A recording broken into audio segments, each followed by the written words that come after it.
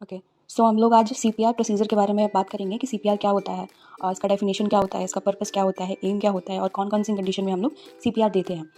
CPR का first हम क्या करते हैं, सीपीआर का पूरा नाम क्या होता है, कार्डियो पल्मोनरी रिसेसिटेशन।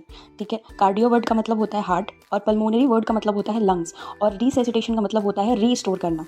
ठीक है, और हार्ट का मतलब आप समझते हैं, हार्ट का फंक्शन क्या होता है, सर्कुलेशन करना। सर्कुलेशन में भी कौन सा सर्कुलेशन, ब्लड सर्कुलेशन। ठीक है, और लंग्स का काम क्या होता है, गैसेस एक्सचेंज करना। जो हमारा ऑक्सीजन और कार्बन डाइऑक्साइड जो होता है उसका एक्सचेंज करना हमारा लंग्स का काम होता है। तो ये जो दोनों फंक्शंस होते हैं, मतलब हमारे हार्ट का फंक्शन और हमारे लंग्स का फंक्शन, कभी कभी किसी कंडीशन में क्या हो जाता है, ये दोनों फंक्शंस क्या होते हैं, कभी स्टॉप हो जाते हैं, रुक जाते हैं हमारी बॉडी में। तो उसको अगर हम रीस्टोर करना चाहें, वापस से उसको स्टार्ट करना चाहें, तो उस प्रोसीजर को हम कहते हैं सीपीआर।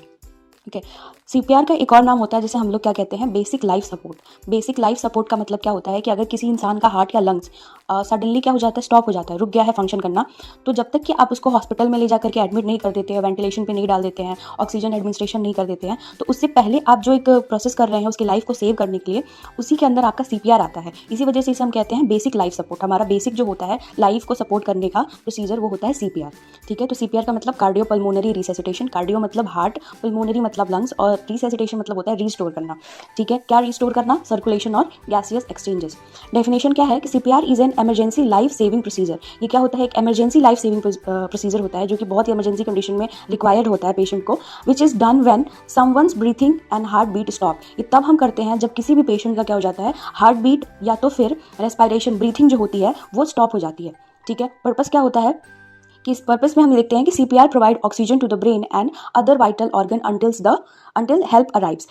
पर्पस ये होता है कि हम सीपीआर दे करके पेशेंट का या फिर किसी भी पर्सन का क्या कर देते हैं, ऑक्सीजन जो होता है, ऑक्सीजन का जो नीड होती है उसे हम लोग कंप्लीट करवाते हैं। क्योंकि अगर ऑक्सीजन हमारी बॉडी में नहीं रहता है तो इससे क्या होता है, ब्रेन जो है वो डेड होने लगता है। धीरे धीरे क्या होता है, ब्रेन डेड हो जाता है। फिर उसके बाद पेशेंट कहाँ चला जाता है, शॉक में चला जाता है। शॉक में जाने के बाद फिर डेथ हो जाती है, जिसे हम लोग क्या कहते हैं, वाइटल ऑर्गन। जैसे आपके हार्ट हो गया, लंग्स हो गया, ये हमारे वाइटल ऑर्गन्स होते हैं। तो इन्हें हमें सर्वाइव करवाना है, थोड़े टाइम तक हमें इसे रीस्टोर करना है, जब तक कि हमें कोई हेल्प नहीं मिल जाती है। हेल्प मतलब हॉस्पिटल नहीं चले जाते हैं, एम्बुलेंस नहीं आ जाती है, तो तब तक जो हम लोग बेसिक सपोर्ट देते हैं उसे हम सीपीआर कहते हैं। ठीक है, तो बेसिकली हम लोग ब्रेन को लाइव या फिर वाइटल ऑर्गन्स को लाइव रखने के लिए सीपीआर जो होता है वो दिया जाता है।